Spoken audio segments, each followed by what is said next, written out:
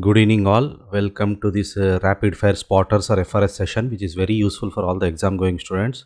So, coming to the first case, here you can see there are multiple thumb like indentations noted over the bowel wall, which is classically seen on the plain radiograph. This is called as thumb printing sign, which is classically seen in ischemic bowel disease, which is due to either mucosal edema and submucosal hemorrhage. And also this is other case, coronal CT image. You can see gallstones. There are multiple small bowel loops which are enlarged.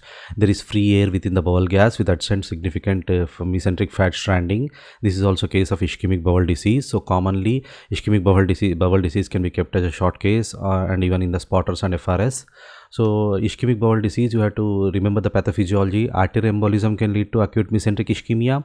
Arterial thrombus can lead to acute mesenteric ischemia. Mesenteric venous thrombosis can lead to AMI. Even non-occlusive mesenteric ischemia, this is called as NOMI, which can lead to AMI. Even strangulated bowel obstruction can also lead to acute mesenteric ischemia. Pause the slide and see this chart, which is very useful. This is seen in taken from radiographics. So this shows the level of obstruction and even the pathophysiology which is involved. This shows the part of the bowel which is involved, and this is the type of bowel enhancement which is seen in different types of ischemia or thrombosis. You can pause the slide and see. This is very important. So remember acute mesenteric ischemia and ischemic bowel disease, which is commonly kept in spotters and FRS. So this thumb printing sign is commonly seen in ischemic bowel disease, whereas thumb sign is classically seen in clival chordoma, where you can see there is a hyperintense lobulated T2 hyperintense lesion noted in the clivus causing indentation over the brainstem. Here also you can see it is causing indentation over the brainstem, which mimics the typically a thumb.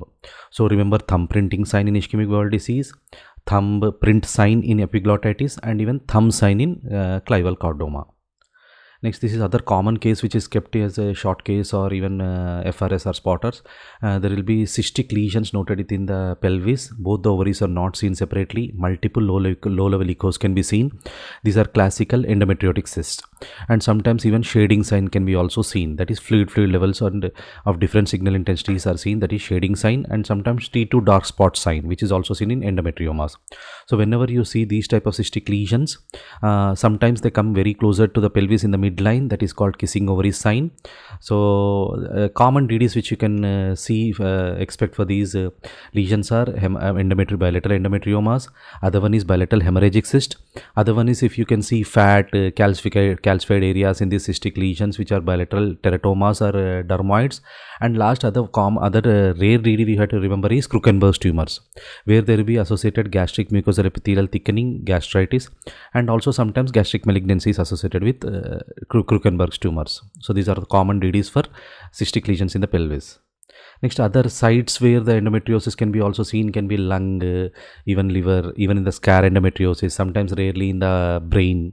And also other common site is deep pelvic endometriosis, where you can see there is a hypointense layer, that is muscularis propria, surrounded by hyperintense mucosa in the deep pelvis, that is rectosigmoid junction, as a rectouterine pouch, so which is called as nothing but a mushroom cap sign.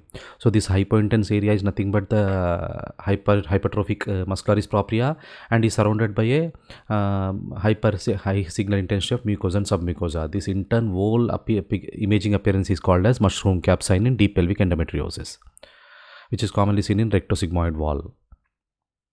This is called as mushroom cap sign in deep pelvic endometriosis. Other common differentials which can be kept around the knee joint are, you can see, pause the slide and try to answer A, B, C, D, E, F. I will tell you the answers now. So A commonly seen is nothing but a Wimberger corner sign, which is nothing but, you can see there is a well-defined lytic lesion in the metaphyseal end in a femur, in the tibia, which is commonly seen in congenital syphilis. And sometimes second one, this is medial tibial plateau is proximal medial tibial plateau is beaking, that is proximal tibial beaking, commonly seen in Blount's disease. And sometimes multiple metaphyseal lucent bands can be seen. These are nothing but lucent transverse metaphyseal lines or bands, commonly seen in leukemia, lymphoma, infection, growth arrest lines. and sometimes there is hyperdense sclerosis adjacent to the metaphyseals. These are dense transverse metaphyseal glands commonly seen in lead poisoning, chronic anemia, chemotherapy and rickets. Sometimes you can also see these metaphyseal corner fractures, which are commonly seen in battered baby syndrome or child abuse. Other one is Erlenmeyer flash deformity, and commonly seen in osteopetrosis or Gaucher's disease, and there also you can see sometimes growth arrest lines. These are the common differentials kept at around the knee joint with proximal tibia and fibula. Next, we will try to see some different type of skulls. You pause the slide and try to answer all these skulls. So this is first one. You can see there are multiple gyriform involutions or indentations noted over the skull vault, which is classically seen in raised intracranial pressure, and it is called as copper bitten skull. The second skull is nothing but the dysplasia of the skull vault, where you can see multiple lucent areas, which is nothing but lacunar skull, where there is dysplasia of the membranous skull vault. Third one is nothing but the anteroposterior diameter of the skull is involved increased, that is called as dolichocephaly skull. Here you can see this is dolichocephaly skull. And fourth one is nothing but you can see there is a premature fusion of the metopic coronal and lambdoid sutures leading to cloverleaf skull. This is the cloverleaf skull. And sometimes multiple lytic lesions noted within the skull, typically mimicking the salt and pepper appearance, which is classically seen in hyperparathyroidism. And this one, multiple lytic lesions of varying sizes scattered in skull vault with destruction of the outer and inner table, uneven destruction of the outer and inner table leading to beveled edges, which is multiple myeloma. And this is a well-defined lytic lesion with sclerotic rim in a child. We can remember Langerhans histiocytosis. And sometimes you can see multiple fluffy cotton wool type of appearance or cotton ball type of appearance of skull, commonly seen in sclerotic phase of Paget's. These are the zoomed images of the same cases. Next one, different type of vertebra we commonly see in, pause the slide and try to answer all these vertebra. So first one is nothing but vertebra plana, where there will be thin coin-like or plate-like vertebra, commonly seen in Langerhans histiocytosis, leukemia, trauma, osteogenesis imperfecta. Second one is nothing but you can see there is a